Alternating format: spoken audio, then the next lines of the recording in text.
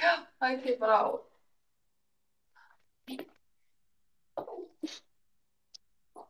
Það fluga hérna bara á mér. Mótið það bara annars inn í vatnið. Bendir það að hann fyrir beinútsetningu, þannig að allt svona fálmöndu loftið, einhverjum flugum kann líka eitthvað út. Þið komið, já. Gott, bara velkomin á íbúaráð Vesturbæjar.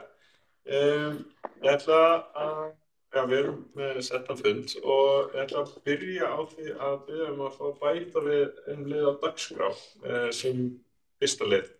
Og það Framlagning foreldrafélagana? Já, framlagning foreldrafélagana kosning til íbúaráðsins og að Bjarni verði fulltrúi foreldrafélagana í íbúaráðinu. Og Arnar Þór Snorrason tekur sæti sem varafulltrúi í staðinn Lísu Björnsdóttur. Og það lagt fram.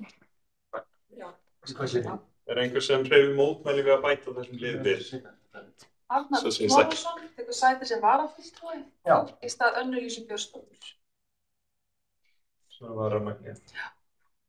Gott, takk. Þá það afgreitt. Þá skulum við fara okkur yfir í aðalskipulagið og Haraldur og Margrét eru hér til að kynna fyrir okkur nærþjónustukjarna í Skerjafirði. Og við ætlum að gefa ykkur orðið. Já, takk. Já, þetta sést kannski ekki vel sko, en þetta þarna til hafið skjali vantarlega hjá ykkur. Já. Þetta breyting aðalskipulag sem var samþykkt fyrir sumarfrí í okkar ráði og send til umsagnar. Þetta verklýsing, hvernig við ætlum að gera breytinguna, en við erum líka að kynna drög að tillögu og þetta snýr að máli innan ykkar borgarhluta. Einarsnesi í Skerjafirði, gamall verslunarkjarni eða verslunarrými sem hefur staðið autt og ekki verið í rekstri undanfarin ár, en ekki sem matvöruverslun í það minnsta. Og þetta kemur til af því að húseigandinn og lóðarhafinn óskar eftir því að breyta aðalskipulagi.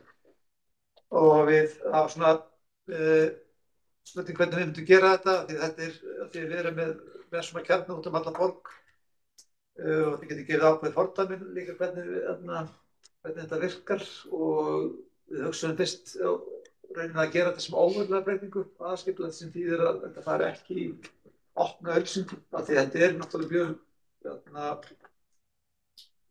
ekki stór breyting, þar að segja þetta varðar bara örfáa fermetra verslun í einu húsi í Skerjafirði og í aðalskipulagssamhengi þetta ekki stórt, en síðan og þetta var borðið til Skipulagsstofnunar og Skipulagsstofnun taldi þetta ætti að fara í fullt ferli, kynningarferli sem hefði komið hingað og þetta hefur svo sem komið hingað inn til eitthvað líka hitt málin.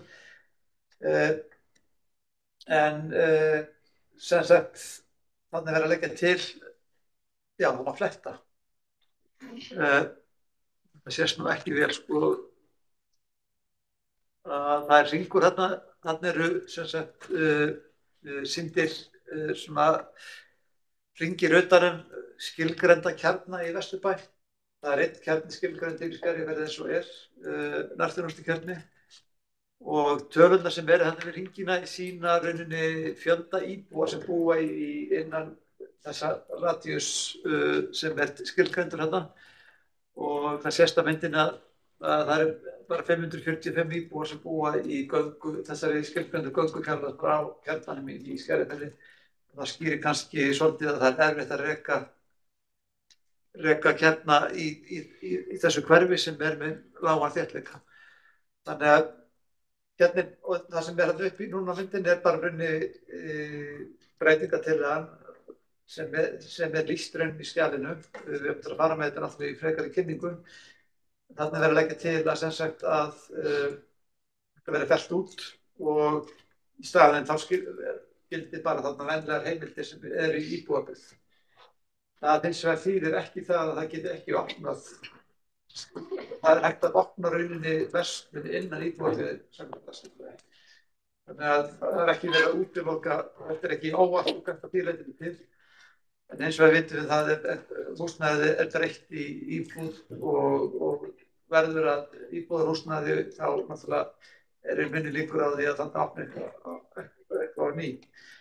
En bara til að setja þetta í stærra, lettir á næstu glæru setja þetta aðeins stærra samhengi af því að við vildum skoða þetta er stefna sem var mörkuð 2014 í aðalskipulagi þar sem við skilgreindum rauninni innan hvers hverfis alla verslunarkjarna og það var bara svolítið bratt í að setja inn í aðalskipulagið alla eldri kjarna sem voru náttúrulega það var mismunandi starfsemi í þessum kjörnum en við vildum svona festa þá inn í aðalskipulag og settum þetta ákvæði sem stendur þarna sem þetta snýr inn að ekki verið heimilt að breyta verslunarhúsnæði á jarðfæð í skilgreindu kjörnum í íbúðarhúsnæði. Þannig að þessi aðili húseigandi lóðarhafinn hann getur rauninni ekki breytt sinni jarðfæð honum er bannað að breyta þessum húsnæði þó að standa autt og engin rekstur gangi hann hefur ekki leyfi til að breyta því íbúðarhúsnæði miðað við gildandi aðalskipulag. Það þýðir náttúrulega fjórfalt hærri fasteignaverð fyrir viðkomandi. Þannig við hefum sýnt þessu skilning en það sem og ferum að stað með þessa breytingurinni en það sem við þessi stefna er náttúrulega mikilvægt og fyrir varðandi verslun innan hverfanna, við viljum reyna að efla verslun innan hverfanna og þarna undir er tölfræði sem sýnir það að stefnan hefur held ég virkað að mörgu leyti að íbúum sem búa í 400 metrar fjarlægð frá matvöruíbúð þeim hefur fjölgað um 19% meðan íbúum almennt hefur fjölgað um 13% í Reykjavík þannig að það eru fleiri sem njóta nálægðar við matvöruíbúð í dag heldur en fyrir 10 árum síðan þegar aðalskipulag var staðfest. Þannig að við viljum passa upp á þessa stefnu en þannig að við setjum inn í þetta skjal almennu viðmiðum hvað eigi að gilda þegar við allan tökum fyrir svona mál það sem er óskaður eftir því að fella út kjarna og í skjalinu eru sett fram ákveðin viðmið þetta og hérna þú ferð bara næstu þetta sést náttúrulega ekki vel en svona viðmið sem við setjum upp eru meðal annars þau gerð og stærð og gæði húsnæðis og hentugleiki til rekstrar, það er eitt atriði sem við þurfum að skoða. Þetta húsnæði er mjög lítið. Þéttleiki byggðar í baklandinu sem ég nefndi áðan, það skiptir náttúrulega miklu máli. Þannig að þetta eru svona sjónarmið sem við viljum nota sem röksemd ef við viljum fallast á að fella út kjarna. Þá eru svoleiðis röksemd kannski helst við þurfum að horfa til og svo náttúrulega þurfum við líka að horfa til sjónarmiða eiganda og lóðarhafa. Ef þú flettir bara næstu, ég ætla að fara kannski, bara að ljúka þessu. Þannig að við gerum svolítið mikið úr þessari breytingu kannski eins og skjalið lítur út. Við setjum upp mat á umhverfisáhrifum, spyrjum ýmissa spurningum hvað áhrif þetta hefur. Og við erum kannski komin á stað að svara þeim öllum en við þurfum komið vantarlega með þetta mál aftur inn.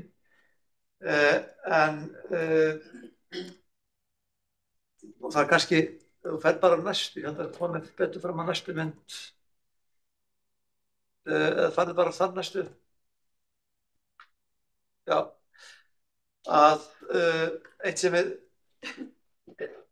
erum líka að huga að í þessu er að það er gert ráð fyrir hverfiskeppna í nýju byggðinni í Skerjafirði sem er þarna sem mun ef allt gengur eftir rísa og styðja við þetta hverfi.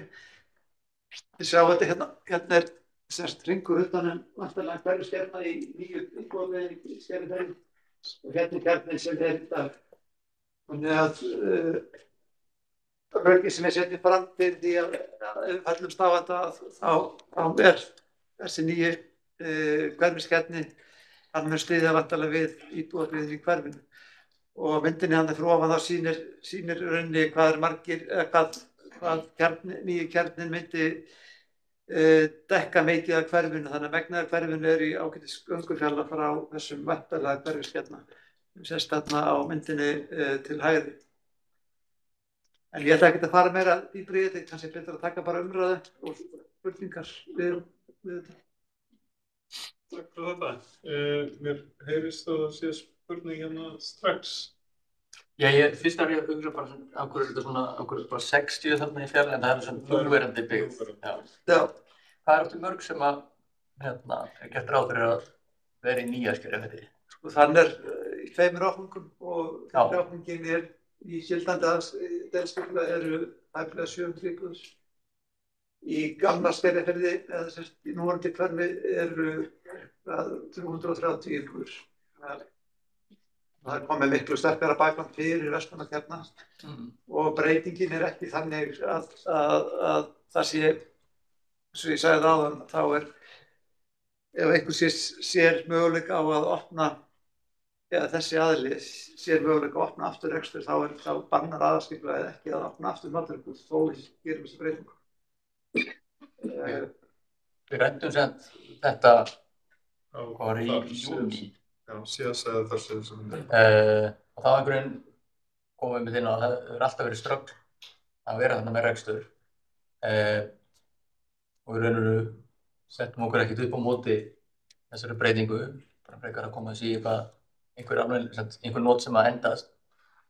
Þegar var ég að lesa þarna umsögn með Skipulagsstofnunar, þá var myndið að þetta væri svolítið mikil breyting þess að það verið að taka og þarna verður ekki neitt þá.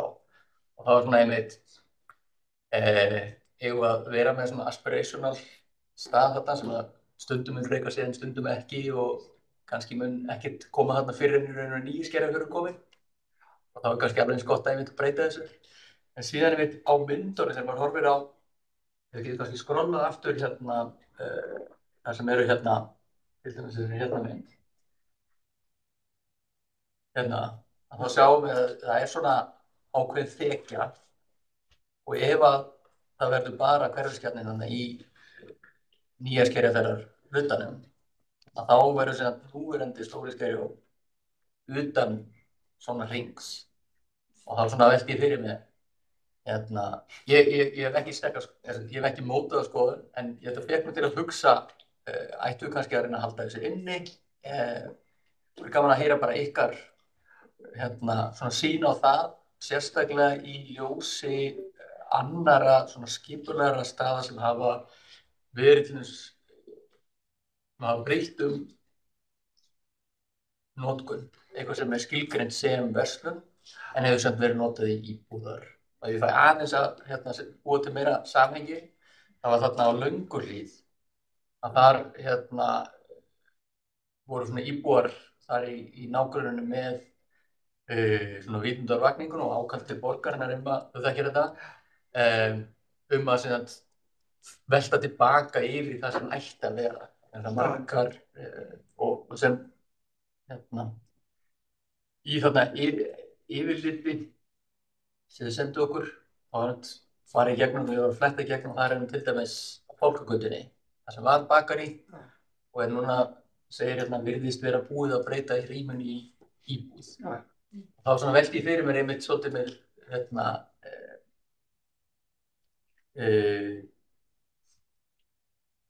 þetta með hvaða fordæmi við erum að setja.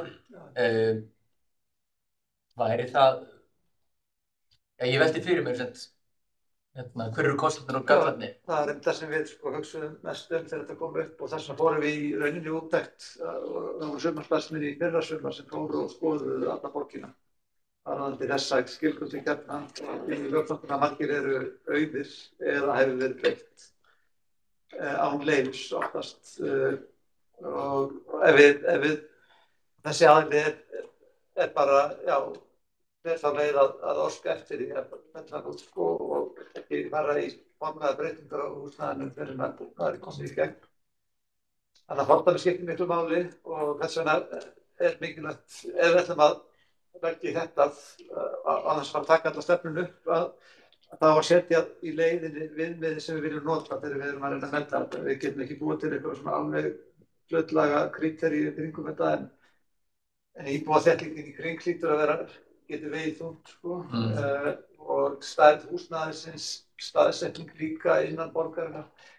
Þetta ekki fordæmi fyrir Lönguhlíðar sem er mjög ábærilegur staður sem var senast blómabúð sem var í rekstri og bakari við hliðina sem hefur verið íbúið mjög lengi í óleyfi og síðan er alltaf ástandi á húsnæðismarkaði þannig að við göngum ekki hart í að henda fólki út úr húsnæði en hins vegar þannig að þessi húseigandi tökum sem dæmi Lönguhlíð Miklubraut að hann kæmi þá eftir þessum aðeila sem fengi þá niðurfellingu hér. Þá myndi hann ekki fá, þannig að við erum verið undirstrika hvert mál sérstakt. Við þurfum að meta það eftir aðstæður hverju sinni. Þannig að þetta, þegar það kemur allt upp jafnræðisreglan að geta allir njóti sama jafnræðis í svona málum, en það getur verið önnur málefnileg sjónarmið sem getur gilt annars staðar heldur en þarna. Þannig að þess vegna erum við að leggja svolítið mikið í þetta virðist vera lítil breyting, en við ætlum að gera óverulega breytinguna líka svona með ítarlegum rökstuðningi og söfnum þessum gögnum. Og ég skil alveg sjónarmið Skipulagsstofnunar að nefna það, eða sem sagt að segja þessi öryggar að fara í allt ferlið og kynna þetta, sérstaklega fyrir íbúum í hverfinu sjálf. Þannig að það er það sem mun gerast núna næst, að við samþykkjum þetta væntanlega þá í 6 vikna auglýsingu. Þannig að þið getið, það er náttúrulega, ég veit ekki hvort þið ætlið að undirbúa umsögn málið, formlega umsögn, eða hvort þið viljið bíða og sjá hvernig kynningarferlið endar. Það er mikil valið raunir. Hver er tímaramminn á þessu skipulagsbreytingarferli núna eftir að þetta er sett í formlegt ferli? Sko þetta er rauninni bara, við erum mánuð eftir núna og við viljum bara samþykkja til auglýsingu núna næstu viku. Fyrir þannig aðeins að skipti máli, sko, þetta ár ákveða fasteignagjöld fyrir þetta ár. Þannig að þetta gengi gegn fyrir áramót ef við horfum á sjónarmið húseigendans. Og þá er ég sérstaklega að hugsa rammann fyrir íbúa. Já, þetta þarf að samþykkjast í auglýsingu, þetta Skipulagsstofnunar í atburðum áður en auglýsing getur hafist og þetta tekur alveg mánuð, þannig að þetta er 6 vikur. Þetta er í auglýsingu. Já, við erum tæp á tíma svolítið núna. En við myndum hafa tíma til að taka þetta upp á næsta fundi. Ég geti að tekið þetta aftur fundi, sko. Það var ég líka bara að hugsa bara viðla til íbúa, að láta þau vera meðvituð það eftir að koma í auglýsingu til að reglulega gerist það svona eitthvað kemur í auglýsingu og sem fólki sem meðvituð það lætur ekki vita fyrir rétt nokkrar vikur áður en það er alveg að búið og þá einhvern veginn er allir í paníki. Það er bara upp og allir sem meðvituð. Svona mál svona við auglýsum, erum ekki korsna stóra auglýsingar fyrir svona, þetta fer bara í svona venjulega raðauglýsingu í Mogganum á 50 degi. En þá er einmitt. Og þetta fer fram með fólki og það er mjög lítið af þessum sem kom inn og það ekki. Það er ekki farið hátt inn í hverfinu. Þetta var sent held ég var sent á Víðisfélagið Skjöld, ég man rétt. Það hefði átt að vera þannig sko stið. Þau áttu að vera meðvituð þetta, en það er kannski ágætt að kanna það bara að heyra að þau allir íbúarnir séu. Þetta færi kannski inn sem tillaga í þar næsta ráð, fyrir mánaðamót.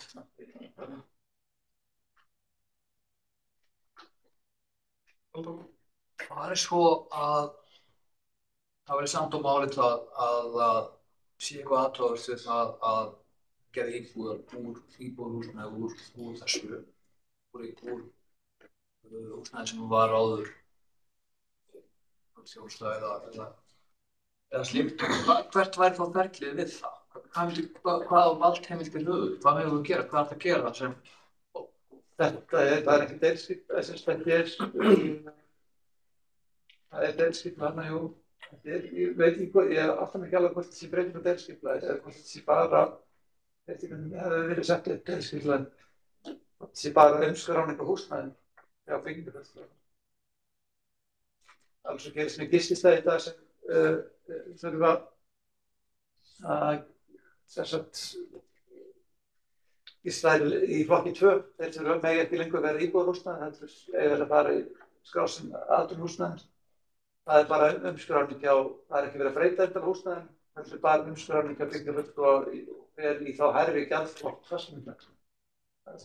Og það geti þarna verið að fara í hinn aftur. En auðvitað, jú, við hefum verið að breyta húsnæðinu, gera eldhús og eitthvað og samfélag þetta var byggingarlega tekningar og endurskóling. Það er ekki fyrst að koma inn á, en ég er ekki alveg viss hvort að koma inn enda myndum við, ef við heimilum þetta í aðskipla, þá er það bara, þá er það bara embættisafgreiðsla að greiða. Já, ég bara spurning kannski hvað ef við heimilum þetta ekki, ef við segjum bara nei, þetta viljum við ekki, hvað gerist þá? Þá held ég að sko að þá gefum við, það er lína sem ég gef náttúrulega, þannig að ég veit svo sem að þið er að ræða pólitískt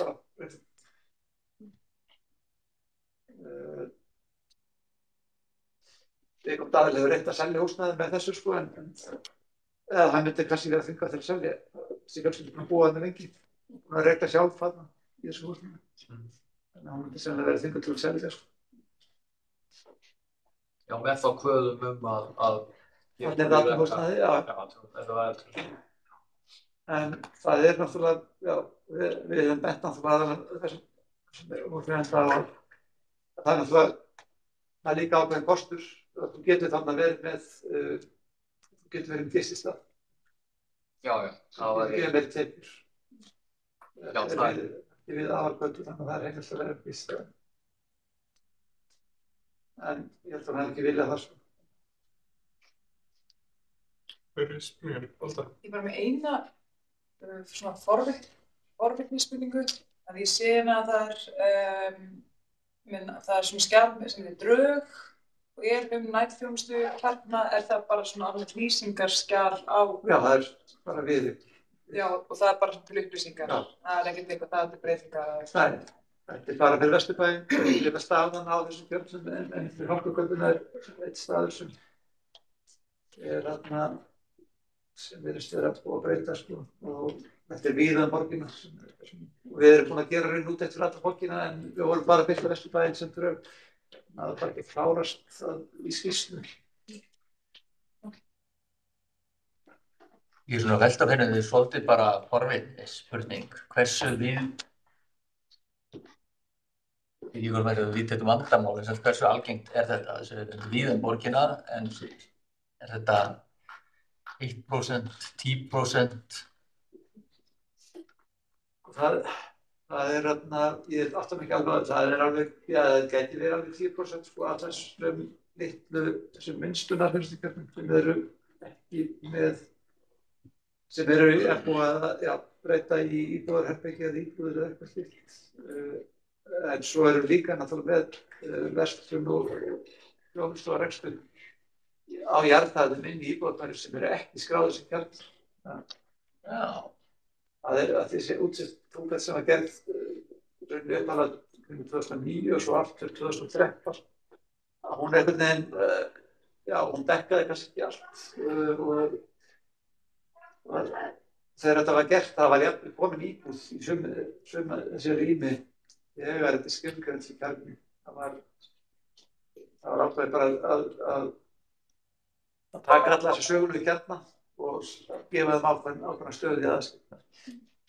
Og þetta er náttúrulega getur verið íþyngjandi fyrir viðkomandi húseigendur. En hins vegar er þetta, en svona stefna sjálf og markmiðin er náttúrulega að reyna láta reyna að komi séu lifandi starfsemi sem er náttúrulega mjög víður. Og það er náttúrulega meiri líkur að það geti gerst það er svo kringum bara Pétursbúð, það er svakalega þéttbyggt, það er grafbúðin í hlíðunum, það er mestu þéttling kringum þá búð. Það er lifa það sem er mikið íbúð þéttling. Það var einmitt í Vesturbænum, var ekki allt morandi en það var töluvert af verslunum dreift umhverfið. En þetta eru horfið með öðruvísi breiðamynstri og lágvöruverslunum og slíku. En ég hugsa að sé einmitt mikilvægt að missa þetta ekki algjörlega. Það er rétt sem góður punktur sem þú kemur inn á með þetta bara húsnæðisástandið er þannig að maður vill ekki vera að reka fólk út á gati.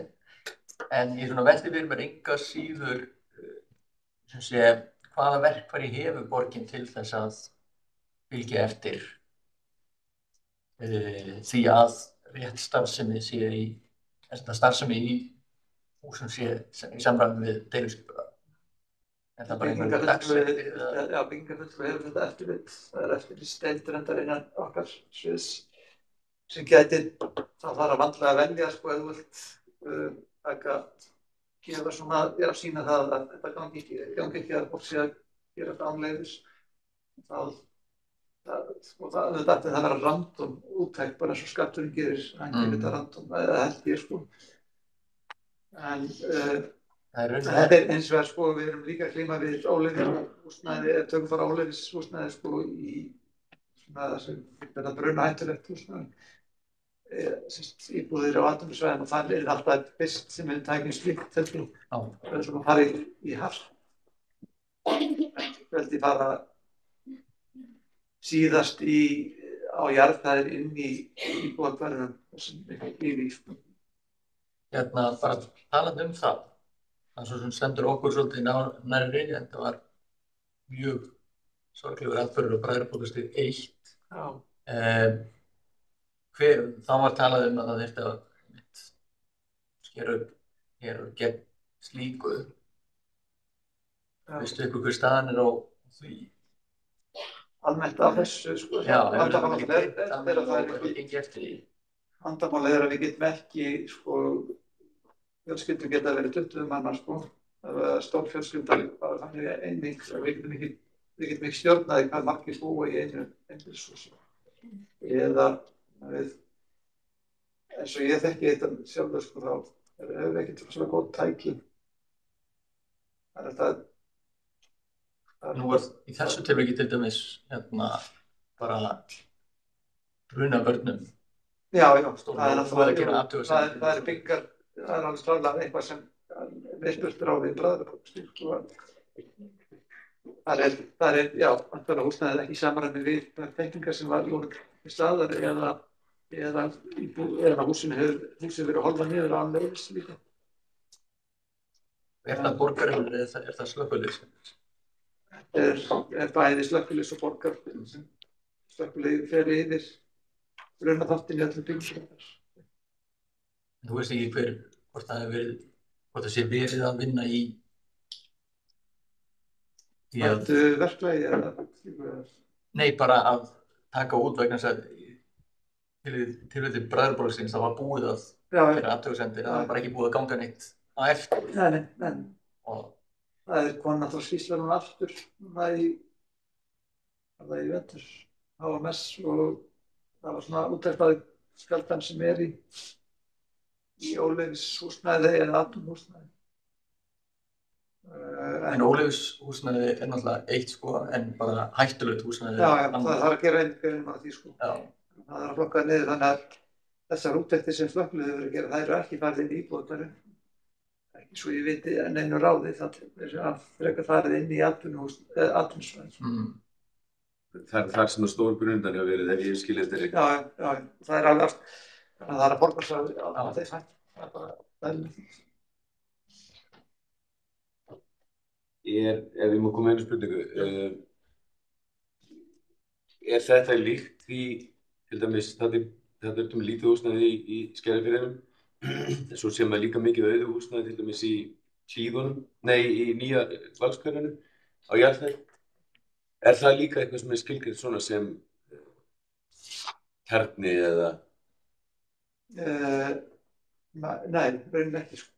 En hins vegar er deiliskipulag sem segir bara að það er verslunarþjónusta á jarðhæð. Aðalskipulagið er raunin ekki með, deiliskipulagið kannski er að ganga þarna lengur heldur en aðalskipulagið segja almennt sko. Aðalskipulagið með aðalgötu heimildir, en það er bara sagt að það sé heimilt að breyta jarðhæðum í eitthvað annað. Síðan erum við með virkagötur þegar í miðborginni, það eru stífar reglur, en á þessum svona svæðin sem eru í aðri miðborgarnar sem eru kölluð miðsvæði, sem eru blönduð íbúðar og það er bara kveðið á hann í hönnun og deiliskipulagi að það séu lifandi jarðhæðir. Það er ekki aðalskipulagið sjálft er ekki, bannar ekki íbúðir á jarðhæðum, það segir að íbúðir eigi einkum að vera efri hæðarbreytar. Það er ekki orðað þannig að þessi bann. Takk kærlega fyrir þessa kynningu. Þá við séum búin með mjög sem við erum með í bílu. En ef ráðið óskar eftir því, þá getum við tekið þetta upp á næsta fundi og ef til vill skilað umsögn. Takk fyrir. Takk. Hún kemst ekki. Næsta mál á dagskrá gervigrásvöllurinn KR Þorskóli. Nú hefði þetta verið frábært að hafa einhver frá sviðinu eða frá KR á fundinu með okkur, en það var enginn komust. En ég var að fá nokkrar upplýsingar frá KR sem svarar einhverju af því sem ég var að velta fyrir mér.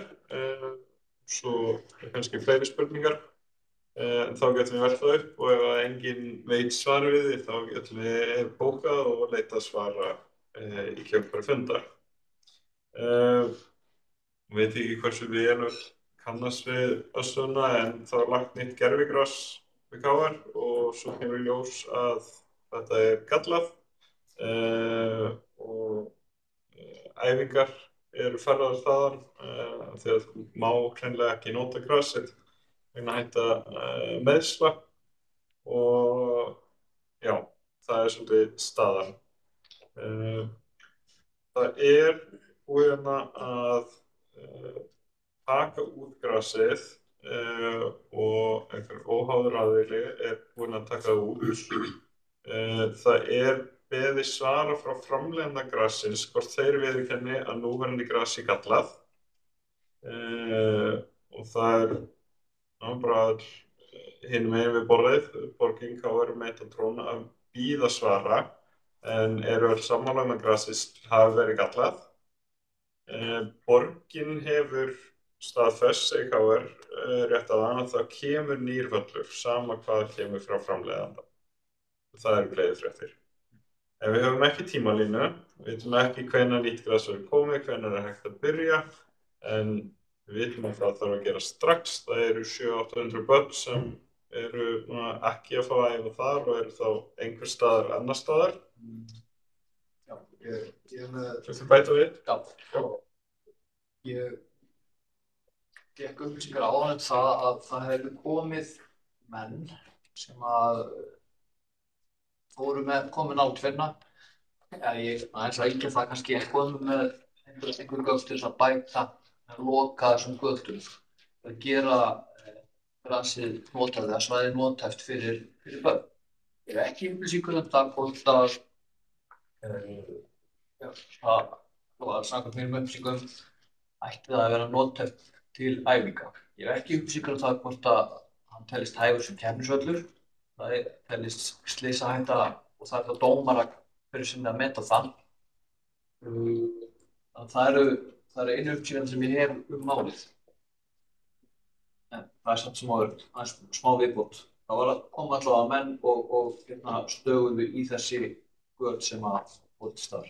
Ég vil bara bæta innleggið líkt og staðfesta að borgin hafi gert kröfu að á þetta sé lagfært. Þetta samtal við milli verktaka og framleiðanda í gangi. Við erum bara staðfest að báða megin. Já. Svo þekkjum við það kannski öll að aðstaðan við KR ekki alveg þar sem hún ætti að vera.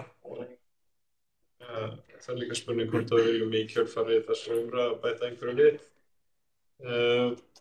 Við erum svo sem ekki með gögn eða neitt, en að þetta svolítið bara möguleikann á opna umræðu og velta upp spurningar sem við viljum fá svar við. En það sem tækifæri fyrir okkur að setja fram einhverjar spurningar ef við viljum gera það. Ég var búinn að senda fyrirfram hvað sem að gerast í þessu, hver tímalínan hver borgar og hvert börnin fara í vetur, hvernig þau gera það og hver sem borgar fyrir það. Við erum búin að fá svar við hvað sem að gerast, en hitt ekki alveg komið á hreint. En eitthvað sem mikilvægur að bæta við eða bæta við umræðunni, þá tími fyrir það núna. Það sé alltaf þess að spyrjast fyrir bara fá stöðuna, hver staðan er í raun og veru og tímalínuna. Hvort þetta er bara mjög mikilvægt og þetta er náttúrulega bara ég er að hafa þetta eftir þjálfara kvenna í knattspyrnu. Þannig að ég hef þetta ekki sagt alveg staðfest sko frá yfirþjálfara en slíkum. Það er upplýsingar sem ég aflaði frá núlega á þennan fund. Þannig að það verður fínt að fá staðfest bara nákvæmlega hver staða, hvort að grasið eins og það er núna teljist hæft til æfinga, það teljist hæft til keppni og þá hvað verður gert og hvenær. Þetta bara, ekki nóg með að við séum í aðstöðuleysi, þá húsnæði þetta líka, grasið er líka gervilega ónatækt. Galið að setja bjóða upp á.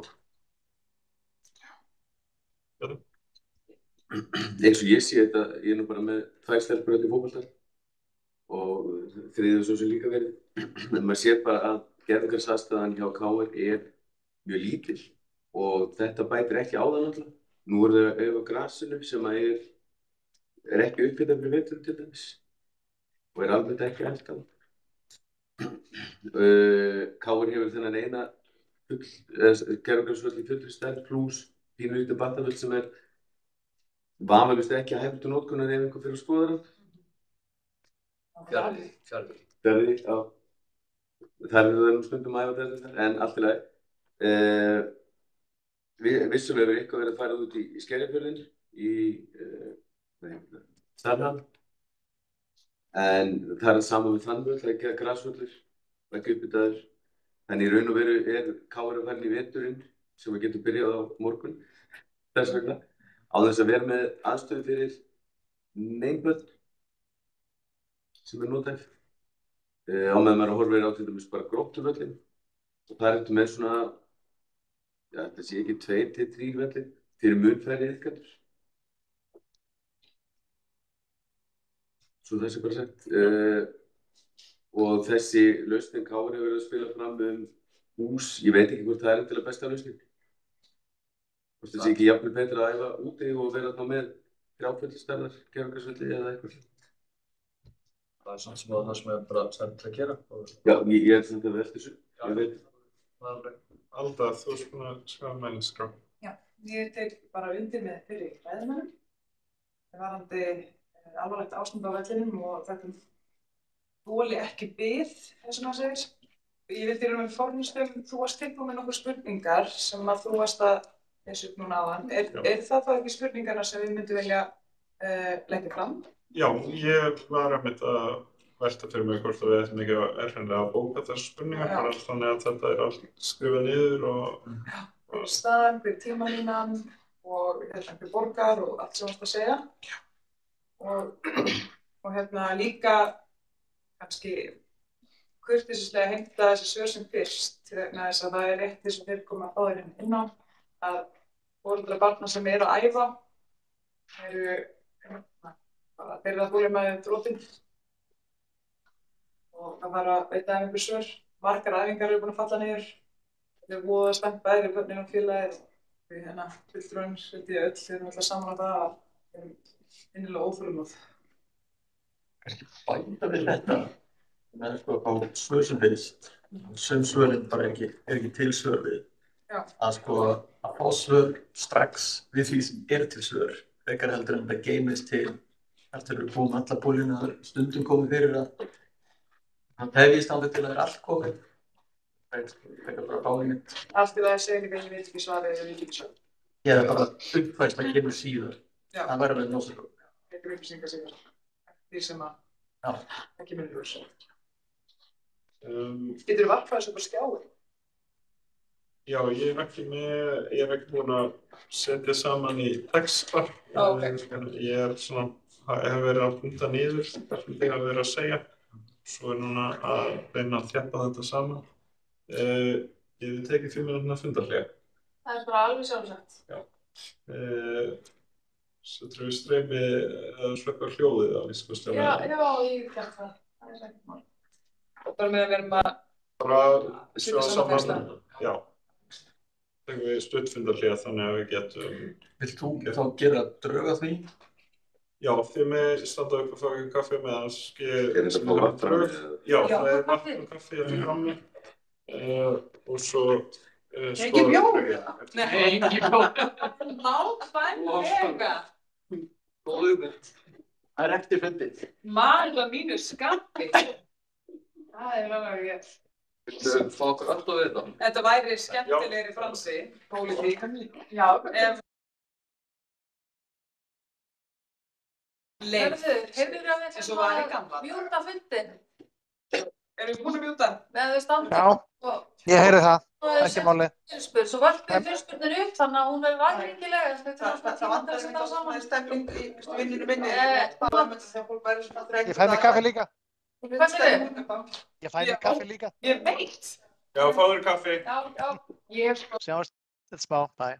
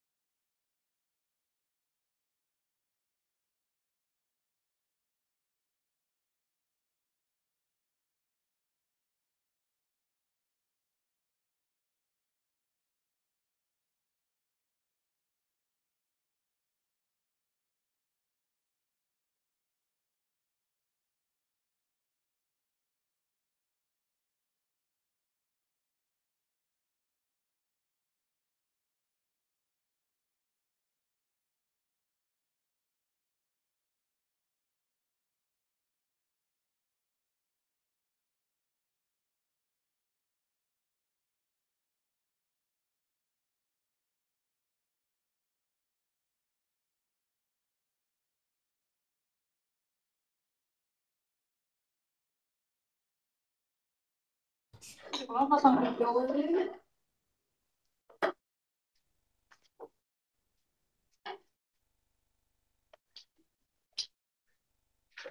Eru ég okkur lögur? Já, já. Ok, gott mál. Við erum alltaf komin í loftið, víst.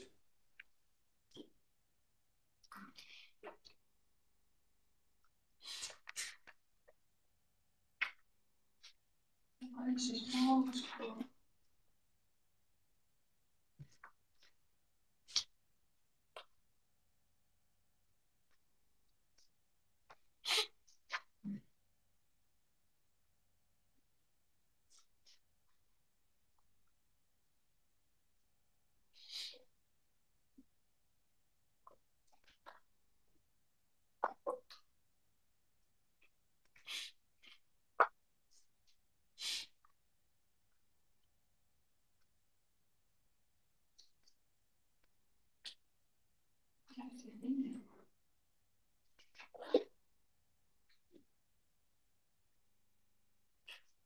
Það er að stríða okkur. Já. Það er ekkert að bara stoppa og... Þetta er alltaf læg, þetta er að koma. Hann bara séu farið út á hann.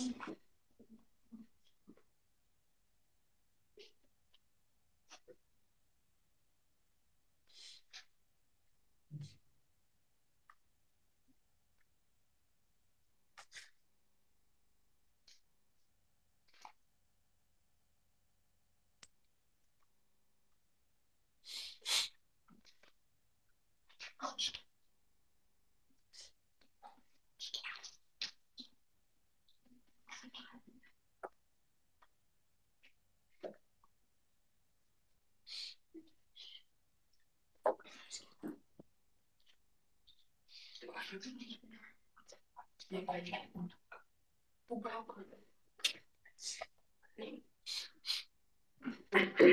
er að koma þessu á... Já, ég er bara að Hvít og skjáðan á. Já, Hörður er að halda fundina, þú getur ekki gert share screen eða neitt. Jú, ég er vanað því, sko. Ok. Svona, Kom hér með appskiptan hérna eftir. Já, þetta er læginn. Já, ég var að... Ég er líka fyrst að granda. Þetta er geggjurækt fyrir... Er þú hann líka? Kon. Já, konan? Já. Ef að þið vantar rækt. Bara grandi. Grandafrikt. Það er málið. Já, ég var þarna í dag og ég byrjaði að granda og var ég alltaf hérna hamingjöngstímum að hoppa á eitthvað. Svo datt ég inn á þetta með ólympískar lyftingar. Og núna er ég bara þar. Ég er bara hérna með svona þetta. Ég hélt aldrei að ég yrði þessi típa. Ég var aðalega bara að hreyfa mig á dansskólanum Reykjavíkur og... En hérna, svona er þetta maður þroskast stundum. Já. Ég er bara í hlaupinu. Já, þú hlaupari. Það er mjög góð hérna líka. Þú ert náttúrulega í öllu. Þú ert hjólandi, hlaupandi. Ekki að lyfta kannski. Hvað lyfta líka? Ég var einhver tíma hengsum við aðrar íþróttir að hérna fórum í svona gym. Það sem er lyftist það. Já, það er hraða. Nei, bara með eitthvað hérna. Það er að lyfta einhverjum lóðum. Já. En bara það er ekki til. Nei. Sigla, klifra, lampa, hlaupa. Það er svona... Hafið þið hitt svona border collie hundar? Ótrúlega æstir. Já. Bara út að labba með þá. Og það var alltaf að smala fólki.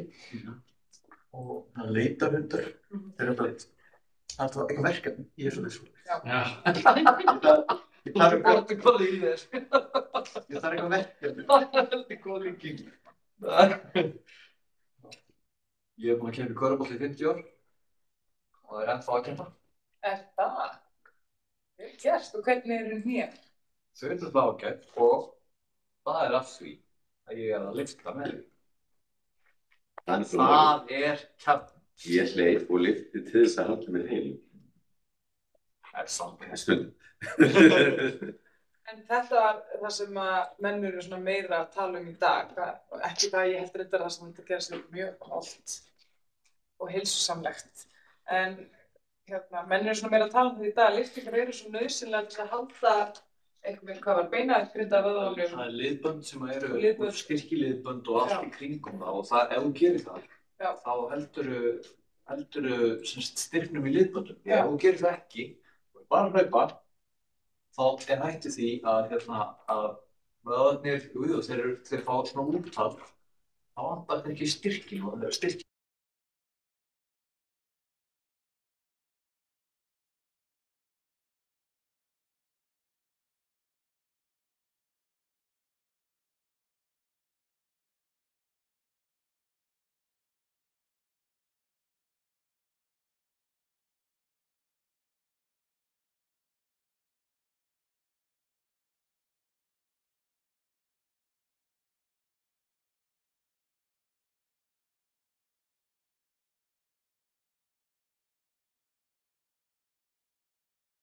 Sem virkar ekki. Já, það bara það, sko. Þannig að þið getur tekið næstilega á dagskrá og kynnist það bara lauks og svo getur þið Getur ekki lesið bara upp? Ég get lesið þetta upp. Já, lesum bara textan upp og Ég skal lesa textan eins og hann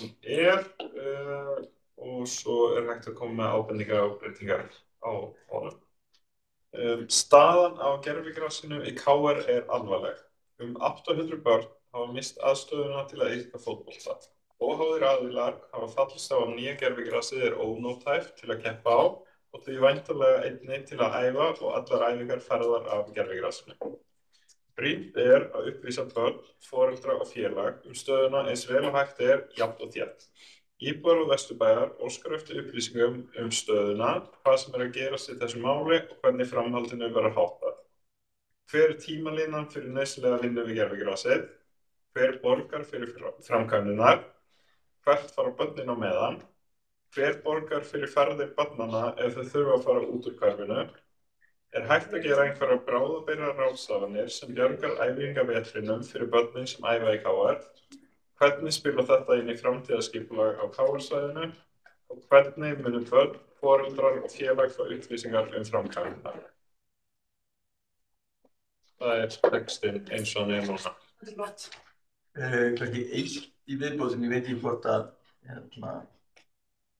hjálpa eitthvað, en ég er velta fyrir bara hver borgar og síðan hversu mikið mun þetta kosta og hvernig mun þetta koma inn í verður einhver fleira til eða Eru við að borga þetta? Nei. Já, við erum að fara að borga þetta einhvern nema hinn fari Það lítur að vera ábyrgðandi því að það koma upp vandkvæði, gallar innan 6 mánaða. Þetta á að endast í 2 ára minnst. Já, en ef þetta var nú bara veit ég ekki hver þekkimál en annars vegar gæti verið að þetta sé galli en við bara náum ekki sína fram á og það dæmist ekki á framleiðandann. Eða þá að mögulega var þetta eitthvað tengt uppsetningu þá það líka þurfum við mögulega að sækja þangað en það kannski ég bara þekki það kannski gildir einhver hvort að að sækja það til framleiðanda grassins eða framkvæmdaraðila. Borgin verk kaupi í þessu sambandi og ættarlandi ekki að bera ábyrgð á þessu.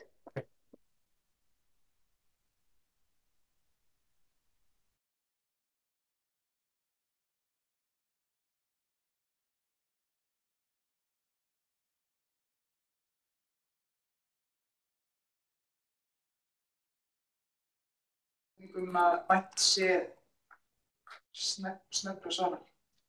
Tímanlega snöggra. Ég bæti þá við setningu eftir hver borgar fyrir framkvæmdirnar. Hvað muni það kosta og hvernig verður fjármagnið tryggt ef Reykjavíkurborg þarf að borga? Og svo getum við bætt. Enda á að eitthvað eins og Svara óskað eftir því sem þau liggja til. Svara óskað eftir sem þau liggja fyrir.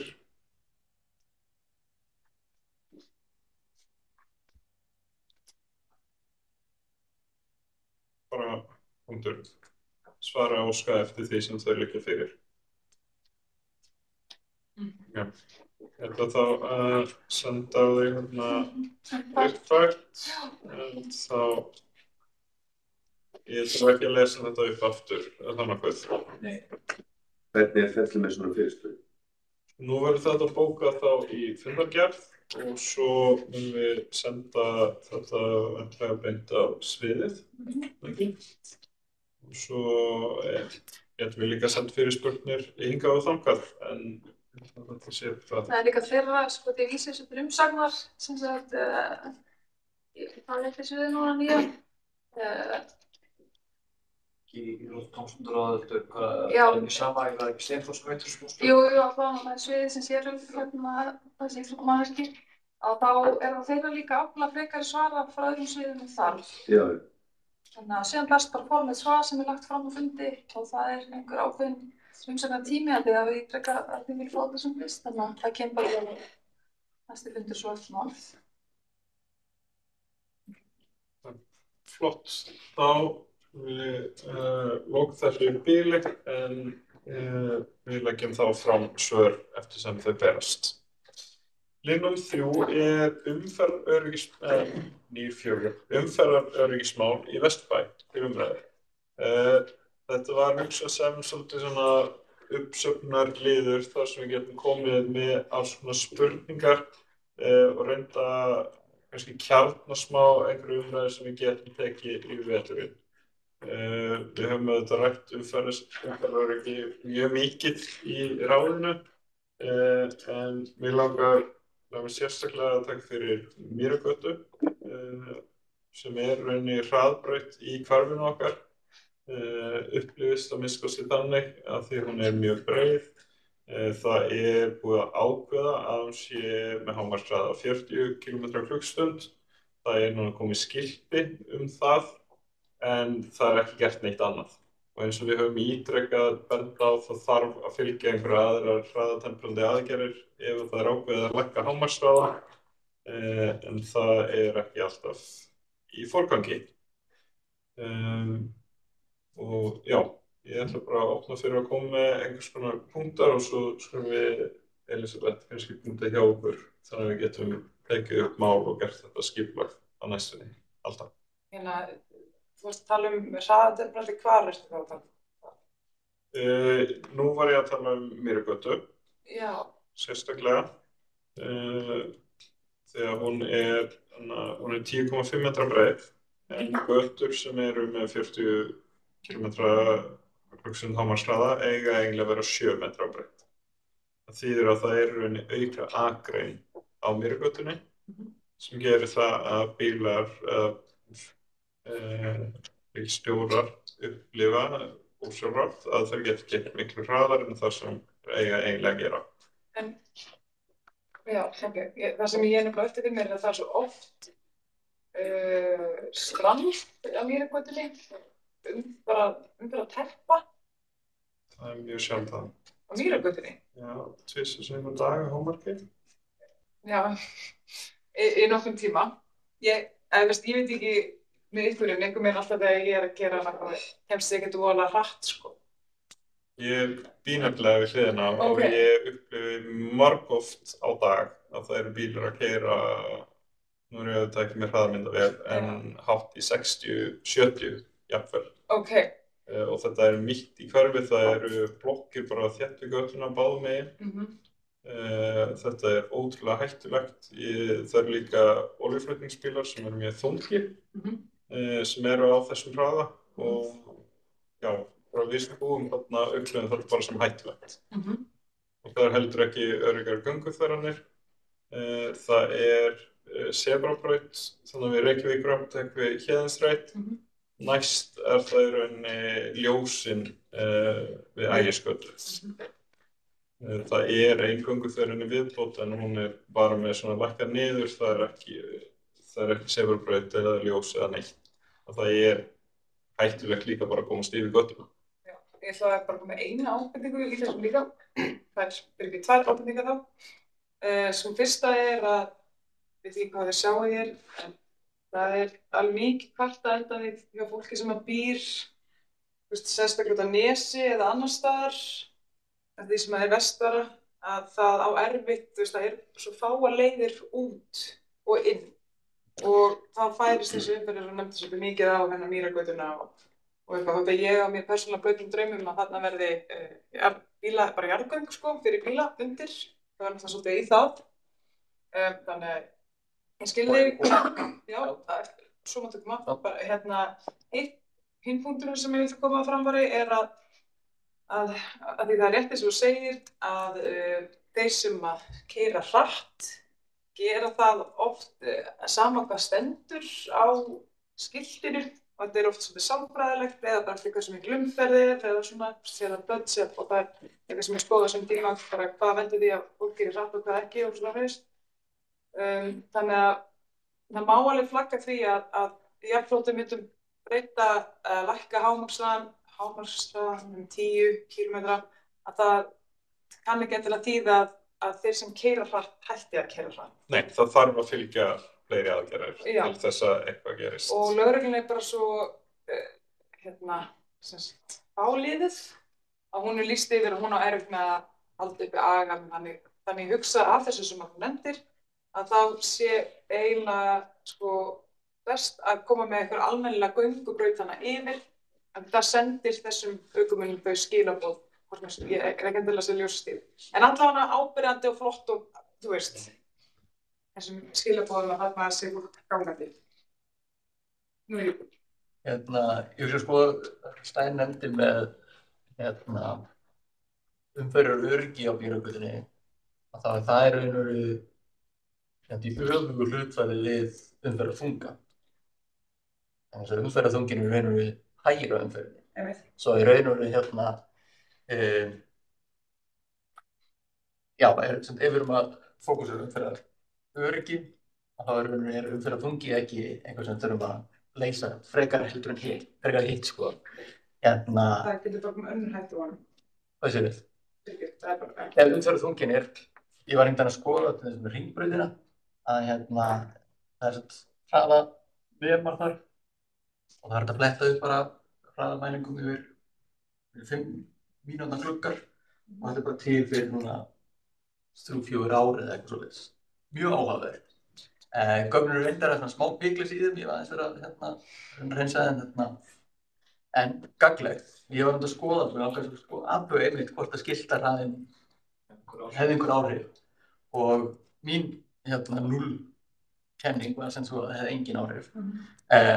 Þannig hafði ég ekki nákvæmlega, þegar ég var að skoða þetta, þá hafði ég ekki nákvæmlega ár fyrir og ár eftir.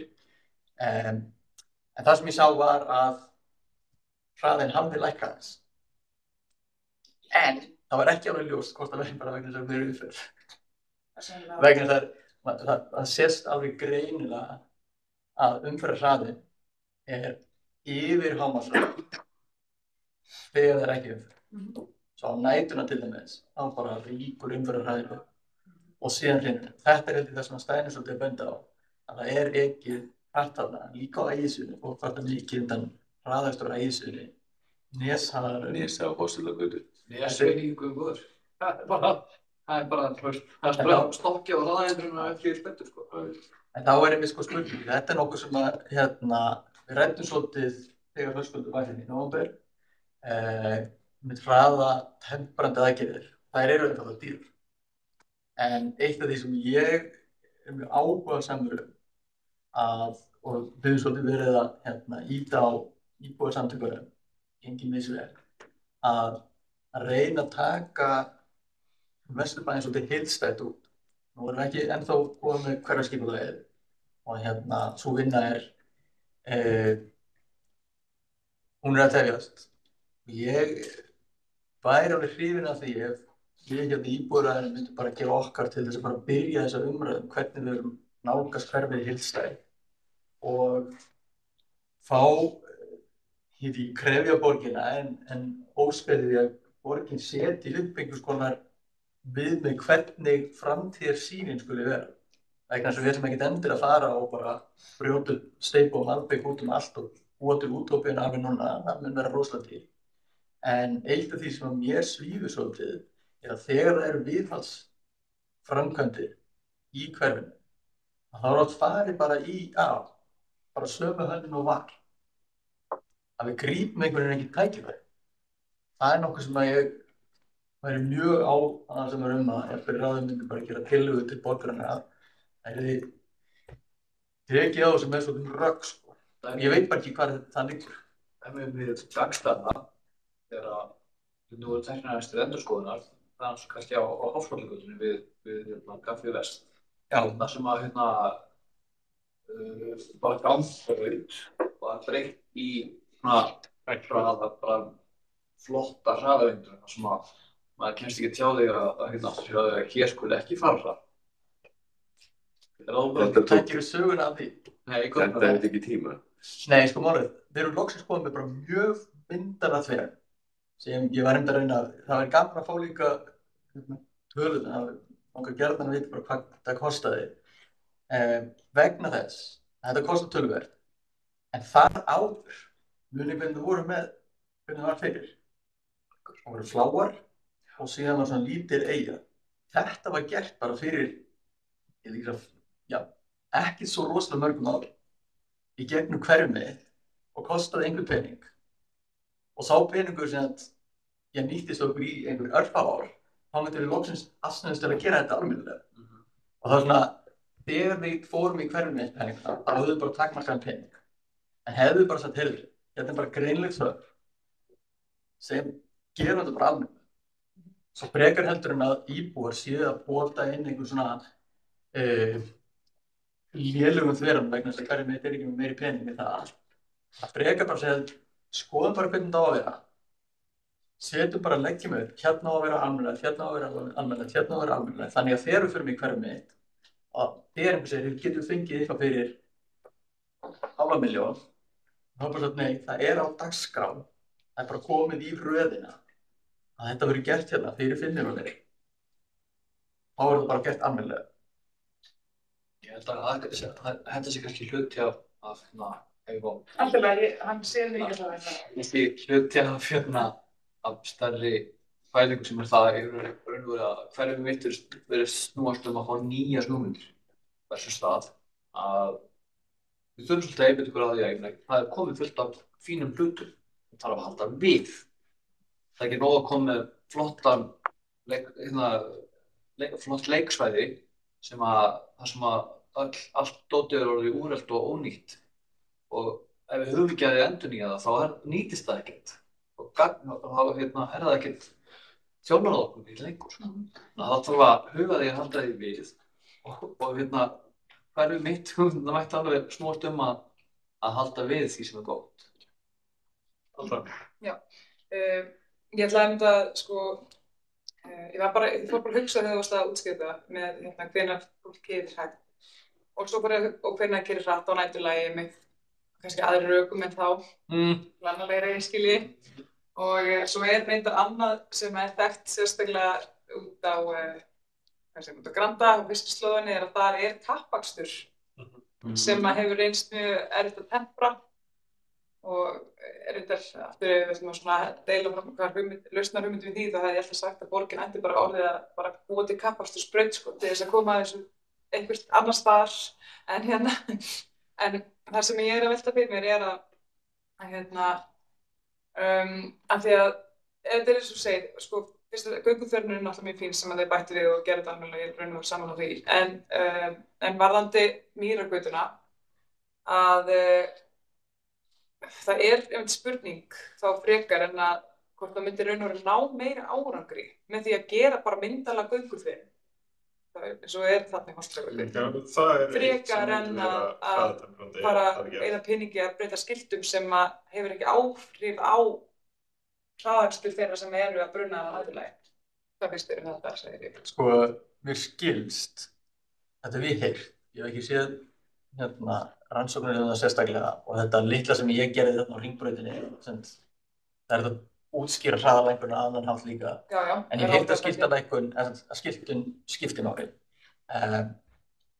Hún hins vegar alls ekki nóg og það sem virkilega virkar bara að hanna vegstæðið í takti við hraðakstur. Já, Og æskilegan hátt. Já. Og það alveg hluti sem að virka alveg. Og það er þetta að finna þá alls konar svona samtök sem að tekið saman, alls konar hraðalækjandi aðgerðir. Hringbrautin er erfið, ánaustunin er erfið, vegna þess að það er 2 akreinar og svolítið stóra götur, en til dæmis með Mýrargötuna, til dæmis með Ægisíðuna, það er kvartanundar hraðastir þar, en það eru komnir svona hlykkir. Þannig að þegar við vorum krakkar þá var þetta bara beint allan veginn. Það var átt að spilna bara. Já, en nú eru komnir hlykkir og þeir draga úr hraða. Síðan er líka alls konar þegar við komum inn í hverfi eða nálægt einhverjum gatnamótum og svo við, það sem eru sem breykka gangsefnuna einhvern veginn. Og það er til dæmis þetta er í Kópavoginum, það sem að tengdaforeldrar mínir búa. Þar er á einum stað þar sem er ekið inn í hverfið, þar færið inn í 30 hverfi og þar er svona bogar á svona litlum svona steypu eyrum sem ganga inn á götuna. Ég prófaði að keyra þarna framhjá og vera bara inn á vegna þess að fólk hægir á sér, fer svona inn í miðjuna, þarf ekki. Þeir bílar geta mæst þar sem að þessi þrenging er, en það gerir þeim. Þú sérð stálboga og það bara hægir samt sjálfkrafa á þér. Það eru svona cue sem að skipta svona miklu máli. Allt einu bara Íslandi á. Erum við kannski að reyna að gera hlutina oflókna? Væri kannski bara einfaldast og áhrifaríkast. Það er rétt sem ég segja, það eru áhrifaþættir í þessu. Og einn og segir kannski hefur ekki mikið áhrif og tekur það saman, annað. En hvernig, að því eitthvað sem væri kannski auðsótt og mögulega mikið skilja hvað mestu breytingum fljótast fyrir mann hér, væri einfaldlega að Reykjavíkurborg eða íbúðaráð myndi biðja bara Reykjavíkurborg í gegnum þá því margt eftir að það sem að samstarfsvettning vettvangur Reykjavíkurborgar og lögreglunnar að valda ofbeldisvarnaráði einu sinni. Anyways, biðja þau bara að taka þennan sirpu reglulega, vakta hámarkshraðann, nota sig 40 held ég á Mýrargötunni og bara sjá fyrst hvort það skila árangri og ef það gera það ekki þá erum við búin að því. Þá getum við farið yfir í eitthvað sem kostar borgina fyrir. Sem er líka annað, þá var ég einhvern veginn rakst ég á að það var einhver konar sem var að stinga upp á einhverjum tilraunaverkum. Ég meina það. Það var bara því hvar, eða sem sagt eitthvað... Ég man bara fyrir mörgum árum að rekist á svona síðu, viltu stinga upp á einhvers konar tilraunaverkum. Eitt sem væri til dæmis hægt að gera væri að bókstaflega þrengja götuna með litlum pening. Ég hef ekki svolítið í Þýskalandi. Þeir eru bara einhvern veginn bara kunna að hanna veginn. Og þegar ég ekki aðeins í Suður-Þýskalandi, það er svona rosalega sjaldan sem ég kem að skilti sem að segir ég aka hægur heldur en ég treysti mig til. Oft maður annars, þetta skilti taka mér í 50 og ég get alveg tekið beyginn á 60. Og ég hef gert þetta út í Þýskalandi, maður einhvern veginn verið að keyra og sem kemur hægja niður í 40. Og já, það kemur bara beyginn og ég þurfti bara að negla niður. Þannig að hún var bara 40 beyginn. Þau eru bara að spotta. Og það er svo oft þegar ég upplifði þar, eins og ég að keyra, að ég þarf ekkert að kíkja á. Það er svo mikið að kjú, bara vegurinn þrengist. Og einhvern veginn voru bara einhverjir gatnaframkvæmdir og það var greinlega og þau vildu hægja á fólki þegar þau voru að keyra í gegnum einhverjum stofnbraut. Þá settu þau bara svona þessar plastskilti sem er svona rauðir uppháir að nota til að loka agreinum eitthvað svoleiðis. Þeir voru bara settir meðfram Metismillibili eða eitthvað? Já, bara meðfram kantinum. Þeim bara þrengdi götuna ekki nema 30 cm eitthvað svoleiðis. Og þá bara hægja allir á sér. Ekkert eftirlit. Það bara fólk hægir á sér. Og það til dæmis núna, ef við erum á leiðinu út úr Vesturbænum til Hringbrautinni, þarna fyrir neðan komum fram í BSI, það var sem beygju akrein sem búið að loka. Þeir, mér finnst svo rosalega oft, mitt á Hringbrautinni við Vesturbæjarskóla, að mér finnst svo rosalega oft að þegar við erum að loka einhverju, þá setjum við þessa bollardal. Steikbuklubur eitthvað. Ég ekki eins og steik, oft bara plast. En oft þetta sett sko töluvert yfir á akreinu sem með nota. Frekar með að setja bara beint á línuna eða jafnvel aðeins yfir. Þegar við setjum það aðeins yfir á, það mun bara hægja á öllu. En, já, lust eftir mál. Ég langaði bara að leggja til að við myndum þá koma með bara tillög. Byrja þar, fyrir hér. Að bara beina því til Reykjavíkurborgar að kalla eftir með reglubundnum hætti umferðarvöktun lögreglunnar á Mýrargötu. Já. Er það ekki þessi lögulegt tilhöfumál? Þið að leggja til að beina því til? Já, bara Reykjavíkurborgar, til borgarstjórnar eða Reykjavíkurborgar sko. Íbúðan heilir borgarráð, en þannig að sko, en ef það heima í einhverju skipulagsráði, þá er til að beint þangað. Ef það ekki vafi hvað það heima, þá ferðu þið í borgarráð, en sko, já, þannig að við erum í rauninni að óska eftir hraðamælingum. Já, það er bara, já, við erum beintið til borgarráðs þá. Það er sem ég á sæti og getur fyrirstæður. Næs. Og eins og þannig heppilega til. Já, við getum sem bara óska eftir hraðamælingum ef við verum lögreglu á Mýrargötu. Já, bara Reykjavíkurborg kalli eftir meiri viðveru lögreglu á, já. Ég myndi hafa uppfæður svona lagt til að Íbúar á Vesturbæ samþykki að beina til annarkvort til umhverfisskipulagsráðs að framfæri hraðamæling á þessari götu. Íbúar á Vesturbæ óskar eftir að Reykjavíkurborg kalli eftir meiri viðveru lögreglu og hraðamælingar á Mýrargötu. Já, ég myndi kalla eftir frekari hraðamælingum, á Mýrargötu frá lögreglunni, frekar að framkvæmda sér hraðamælingar, skoða leiðir til að þið getið sagt hversu oft og hvar þið viljið þetta sé. Með reglubundum hætti. Ég að skoða bara borgarráðsjá. Ertu þá meira sem rannsókn eða þannig að lögreglan mæli og það verður sendt sekt, eða hvað erum við að fæða? Já. Já. Við bæði. Við alltaf erum saman. Ekki staðan svo að borgin á einhverjum hraðamælingar tæki sem þið geta parkerað á svona götu? Jú. Já, Fara fram hraðamælingar á þessari götu, þið mjög sem það? Nei. Ég einmitt að fletta þessu upp í borgarráðsjá, það ekkert. Nei, það ekki á Mýrargötu, en það á Hringbraut, þar sem borgin safnar gögnum. Já. En þetta eru ekki mælingar sem munu skila sér í afleiðingar fyrir ökumenn. Nei. Nei. En Það getur verið alveg mikilvægt. við erum að kalla eftir eitthvað sem myndi mögulega skila sér í það og það eru afleiðingar á butunni þá. Það virkar. Mín fyrirspurn snýst það hvort að það séu þekktar einhverja afleiðingar eða orsaka afleiðingarsamband milli þess að setja upp svona númerabirti eða ökunaðabirti sem hefur enga afleiðingar, þú ekki einhverja á þetta og broskalli og einhver innan eða liggja fyrir einhver gögn það hvort það hefur einhverja áhrif. Þetta, ég hef heyrt frá starfsfólki borgarinnar frá Uskinu að þetta hafi áhrif. Okay. Ég veit það ekki. Maður vill fá broskallin. Það er mikið þrýstingur aftur í að fá broskallin. En það? Já. En þarna held ég Ég þarf bara að taka eftir ef ég er að keyra og það er rólegt og þá er mælingin ekki rétt, ekki sama eins og ekki. Ekki alltaf.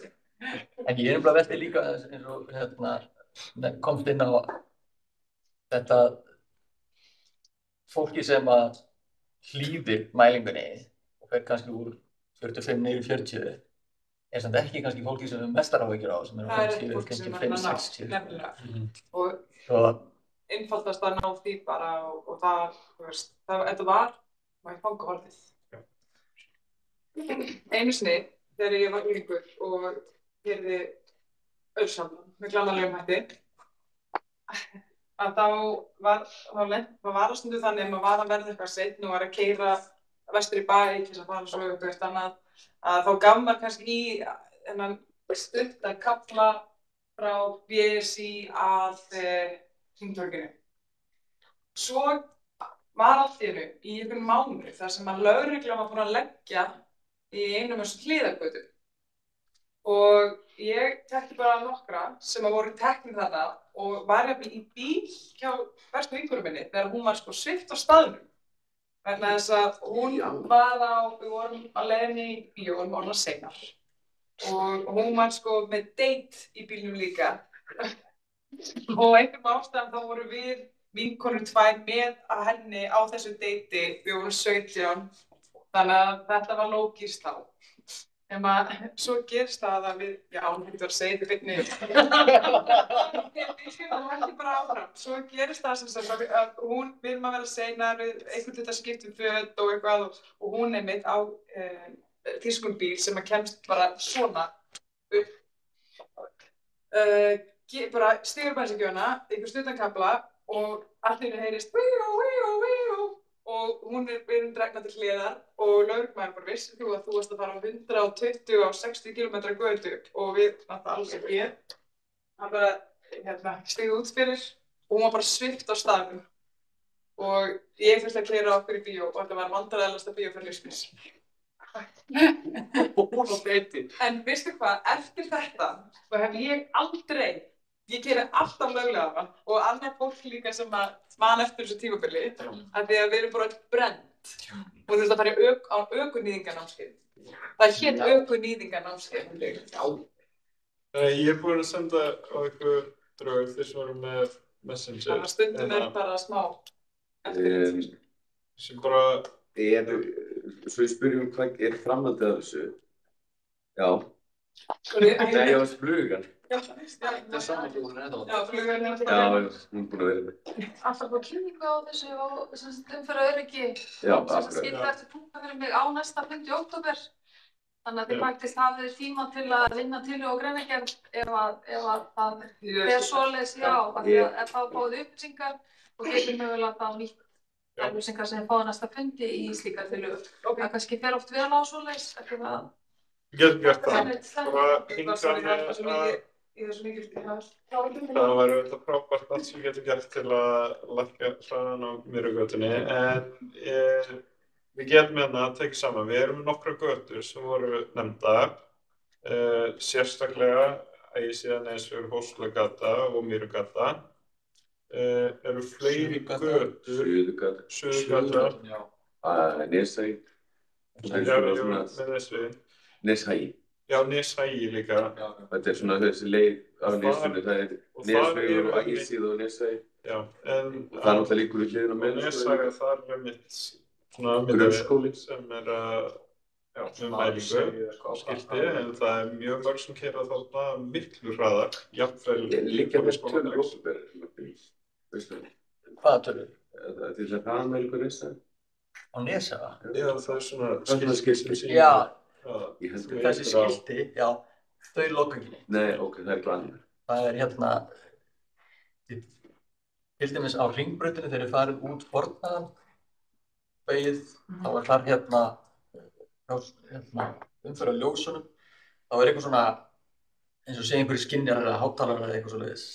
Þetta tengt því að ég sjá að sumstaðar búið að skera í malbikið, tíkla. Þarna búið að setja niður einhverjar spólur sem að greina umferðarhraðann í gegn. Svo það svona þessi staðbundin. Ég get sent ykkur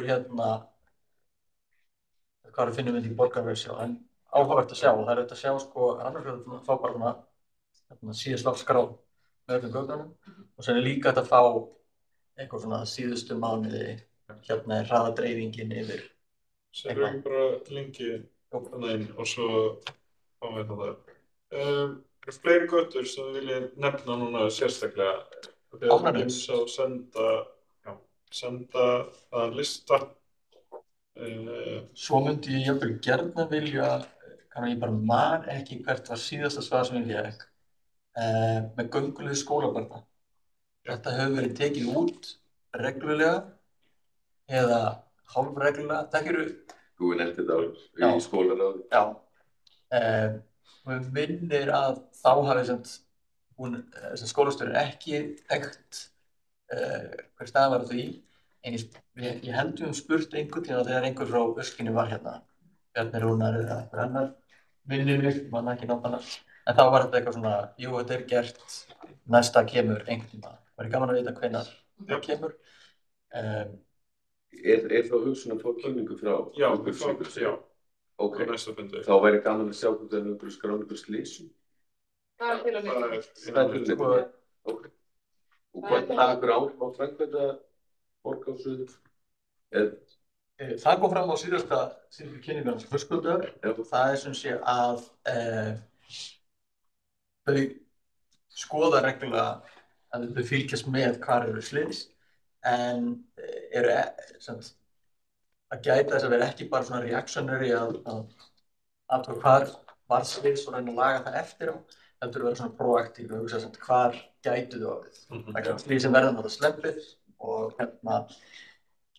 það sem að slys síðast er ekkert endilega að sé hættulegra að þar verði næst slys versus einhver annar staður. Það er kannski þegar við fengum kynninguna Höskuldur, það var mjög áhugaverð. Ég stundum fyrir mér að þegar við fáum kynningar með málefni, núna síðast til dæmis þegar við vorum með kynningar frá Ísafía, þá fannst mér við stundum þótt kynningarnar missa svolítið marks vegna þess að við erum ekki með alla aðila sem koma að málefni. Meaning að til dæmis var í gagnlegt að fá einhverju skipulagssviði og Höskuld. Einhver sem er sem skipulaginn sem Bjarni Rúnar og Höskuld líka til þess að fá sem já, oft er það þannig að í samtölunum kemur, já, ég hef bara það ekki á mínu skipulagi. Og þetta var sérstaklega þegar forverðin minn, Ásta Olga, þau voru að taka svolítið ekki rassi, þau voru svona fókusur á grænu sviði. Þá var það voðalega oft að þetta var sent af borgarlandið og það var svo margir aðeins sem komið að því. Það aldrei sem var hægt að bara fá alla inn á einn fund til þess að bara ná málinu heildstætt. Þetta er það svona sem ég Það er skráð. Örstutt. Nei, ég bara klarnaði vegna þess að það er sumt sem að liggur kannski ofar en annað. Það væri gaman að fá við bara samtal alla staði og kannski ef við fáum einhvern við fáum að gera svo ítarlegri athugasemdir hvern stað, hvað við myndum vilja sjá og af hverju það er ekki hægt eða í hvaða sem svona tímaramma það geti komið. Já, við tökum það aðeins bara á milli okkar eftir fundinn. Ræðum þetta bara í undirbúningi fyrir næsta fund. En við höfum svolítið stuttan tíma eftir og ennþá þó nokkur mál. Það er að ljúka þessum lið. Næsta er að við ætlum að leggja fram bréf gjaldskyldu í miðborg og Vesturbæ. Við vorum svo sem að ræða þetta á síðasta fundi, eiginlega sömu upplýsingar. Þannig að við höfum bara að þetta sé lagt fram og það er komið í fundargerð. En það er svo sem eitthvað nýtt. Það er kannski eitt sem að við þurfum kannski ekki taka fyrir akkur núna, en á einhverju tímapunkti að bóka eða senda fyrirspurn eða gera tillögu kannski fyrst fyrirspurn hvað er verið að gera til þess að mæta áhyggjum eða áskorunum sem eru svona spesifískar við gamla Vesturbæ og það er til dæmis bara dæmi hluti sem hafa komið upp er að fólk getur ekki fengið íbúðakort vegna þess að þau eru ekki með fastanúmer og nú þekki ég ekki nákvæmlega, það verður gaman að fá kannski eftir að senda fyrirspurn til að athuga hefur verið greint hverjir eru áskoranirnar, hversu algengt þetta er, hvað þarf bara til þess að uppfæra deiliskipulag og eða deiliskipuleggja vegna þess að það er víða í gamla Vesturbæ sem vantar deiliskipulag. Þá er ekki búið að skilgreina hver er hversu margar íbúðir eru hvar. Ég hef alveg heyrt þetta að fólk býr í fasteign með einu fastnúmeri en það eru fleiri en einn íbúð. Það er bara það hefur verið hvati til þess að skipta þessu. Nú er allt henni komið, verið að vinna í þessu. Og síðan umræður fólk sem vinnur til dæmis í þessum hverfiskjörnum eða þjónustukjörnum að þau eru sum hver komin inn í gjaldskylduna. Þetta er ekki stórfyrirtæki, það er ekki hundruður eða tugir starfsmanna sem eru þarna en væri sem þetta að fá íbúðapassa. Þarna eru svona ákveðin vandræði vegna þess að þá kannski er fólk með íbúðapassa og sem starfsmannapass eða svona, það er alls konar flækjustig hérna. Það er gaman að vita bara hvað borgin að gera. Það hefur greint hvaða áskorunir eru, hvaða kvartanir hafa komið, hvað er verið að gera til að koma til móts við það. Já, við getum tengt þetta svo sem inn á umferðaröryggið, þetta tengist pínu en við getum líka tengt þetta bara Það er ekki alveg sér. Já. Alda. Já, sem sagt, ég ætla bara að láta vita að Sjálfstæðisflokkurinn lagði fram tillögu til þess að tækla nákvæmlega þetta sem við varst að lýsa með íbúðarkostinn og fastanúmerin. En ég var núna að reyna að bletta því upp hver höfðu orðið örlög hennar. Það er eiginlega, getur verið henni að kannski hann hafi verið bent að það sé bara í henni að við vísaði eitthvað í umsögnulega. En ég get alveg reynt að skoða, sko, en allan að þetta er að búa að vekja athygli á sig. En ég veit ekki alveg hver niðurstaðan var. Við getum alveg brýnt það fyrir mér. Ég held að fyrirtækið getur verið að óska því hvað veit borgin, eða hvers hefur borgin óskað, hvað hafa þau farið á stúfan og reynt að greina hver eru vandamálin. Það sem það mjög stuttur tími eftir, þá er ég að taka það seinna, en endilega bara komið með tillögu tilbúða fyrir næsta fund, þá getum við tekið það upp þá. Við varum að fara svolítið hratt í gegnum þetta. Næsta er breyting á dælisskipulagi á Fiskislóð 1521. Þetta er líka mál sem við höfum rætt. Við sendum inn umsögn í júní. Þetta er varðandi að setja upp bensínstöð og rafhleðslustöðvar þannig að við Krónelco, Isco, Bico á Granda. Ef við opnum, er myndin í þessu skjali eða er það inn á link? Nei, ég er ekki með... Ef þú opnar þannig linkinn inn sem var í bréfinu, þá getum við varpað upp myndina. Það var nefnilega að taka tillit til nokkra athugasemda sem við komum með. Þá sérstaklega varðandi bætt aðgengi gangandi og hjólanda. Þú opnar númer 3 umsögn. Nei, það er númer 3 og númer 4 þannig að myndi virka. Aðeins neðar er mynd sem þú getur zoomað inn á.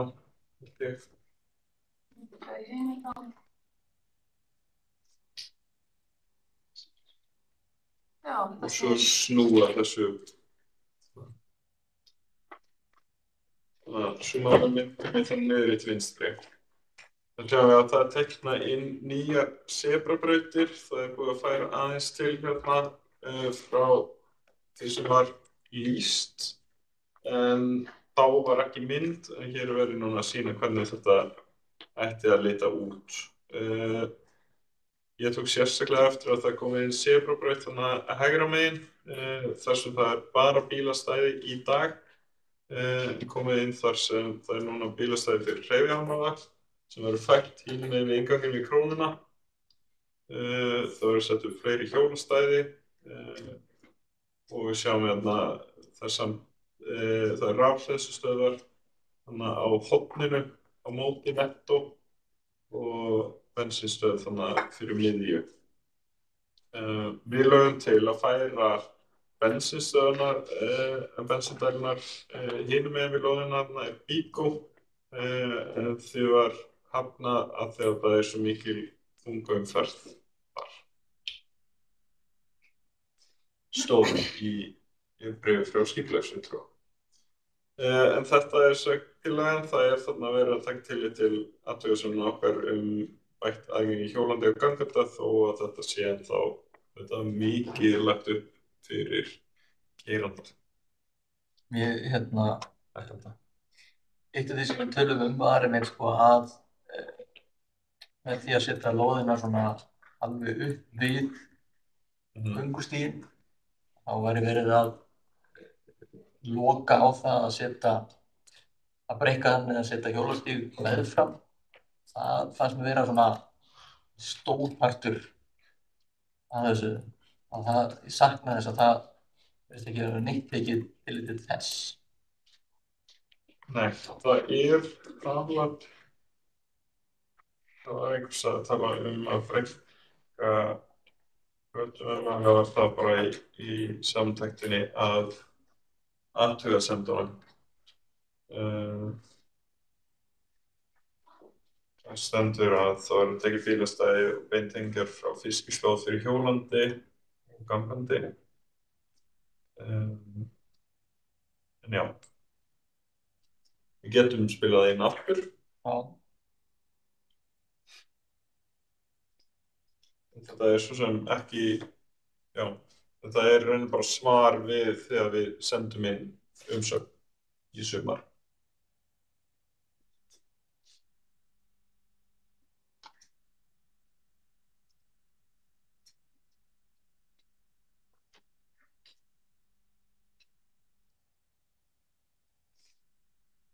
Ok. Þetta svo sem búið. Ég kannski upplýsi ykkur líka að ég að við til þess að málamiðla það að fólk var lendi sem að segja að fá ekki íbúð og góðstofur framvegis að þá lögðum við líka fram tillögu í borgarráði að P2 þá breytt í P4 til upplýsings, en ég veit ekki hvernig það er rakið, en þá veit ég að því. Í gamla Vesturbænum, Svo næsti liður, það fundardagatalið sem við ætlum að afgreiða. Það svo sem engin breyting af því sem hefur verið auglýst áður. Við ætlum að hafa fundi 3. mánudag hvers mánaðar klukkan 4 og það í dag, 21. október, 18. nóvember og 16. desember samkvæmt plani. Það ekki heldur ekki að við stjórnum fyrir meðan öldu, þannig að við stefnum að hafa þessum plani. Næsti liður þá málefni hverfisins. Ég ætla bara að upplýsa það að það núna opið fyrir umsóknir í hverfissjóð, þannig að það má endilega auglýsa það og svo fáum við þar umsóknir sem við tökum fyrir á desemberfundinum okkar líklegast, þegar við náum ekki að vinna þær fyrir nóvemberfundi. Svo ætlum við að ræða greiningarinnar, þar munum við ekki varpa upp. Við munum ekki varpa þar upp, því að það nefnda persónu upplýsingar sem... Já, en þið megið að láta fara fyrir umræðu Já, en við skulum ræða. Við erum með 2 greiningarir hérna, þetta greiningar vegna sumargleði á samfélagshúsi Aflagranda. Þetta var verkefni sem voru fram fyrir 2 árum. Við styrktum þá 500.000 og þetta stendur í greiningarinni sýning hvernig þetta fór fram og hvað allt kostaði. Einhverjar spurningar eða athugasemdir við greiningarina? Hvernig berst svona seint? Hvernig berst? Já, það eru ennþá greiningarir frá langt tíman sem við hefum ekki fengið. Við voru eitthvað annað sem að nefndi það einhverjum á einhverjum fundi þetta farið að nýlega að það engin skylda, það skylda en það ekki viðurlög að skila ekki. Hins vegar ef þú skilur ekki þá ólíklegt að þú fáir afturstyrk. Svo að það svona ítt svolítið á þannig að ef þú vilt fá aftur styrk þá getur þú sendt inn þótt að sé svolítið seint. Eitt sem að hefur verið gaman að sjá, kannski það bara oflant liðið frá eða kannski bara ekki haldið upp á slíka tölur. Annar sem er báðar greinargerðirnar, það hefur verið gaman að vita hversu mikið af fólki sótti þessa viðburði. Ég mætti ekki það. En þetta hljómaði, þetta virkar bara fínir viðburðir. En já, það verið gaman að vita svolítið svona. Hver hinn greinargerðin? Já, við ætlum að klára það og svo veina. Fleiri athugasemdir eða spurningar? Ég ætla bara að koma þess að framfæri varðandi viðurlög. Það er svolítið sérstakt orðalag. Sko, það er þannig að það eru reglur Reykjavíkurborgar styrki og það er eins og það eru semst reglur utan um þetta og eins verklag og það er þannig að það er hægt að krefjast sko endurgreiðslu styrks bara svo það því sé haldið til haga. Það er þannig. Oft er það þannig að fulltrúar eða sem sagt þau sem að styrk þegar þau ekki sjálf sko athygli á því ef að verkefni hefur ekki farið fram. Og síðan eins bara með hagsmunafélög að ástæðan fyrir því sem er kannski ég vil að koma fram að sko þetta er sjálfboðvinna oft að fólk er áskalt styrkjum síðan eru 10 mannaskipti og þannig að það er stundum oft ástæða fyrir að greinargerð skilast mjög seint inn. En þetta er alltaf kynnt fyrir styrk þegar þeir undirrita samning að þau skuli skila greinargerð, það er ekki valkvægt. En það sem við höfum í höndunum er þetta sko að þetta byggir á þeim þau sækja styrk aftur og þau skila og þetta er oft bara svo að það er ýmsar skýringar en það má alltaf óska eftir frekari skýringum frá lögfræðingnum sem heldur utan um það. Og hver er enn greiningin? Takk. Hinn greiningin er vegna verkefni sem samsýning í Vesturbæjarlaug. Þetta var styrkur sem við úthlutum í vor fyrir listasýningu í Vesturbæjarlaug. Það voru 7 listamenn sem komu að þessu verkefni. Við styrktum þar 105.000 krónur.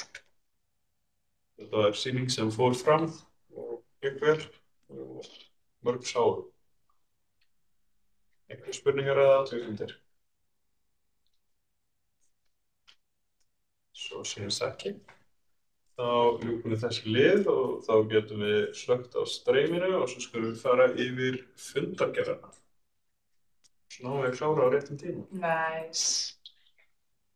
Vel gert. Við höfum 4 mínútur. Það er eitt sem fyrst að það er það stendur hérna í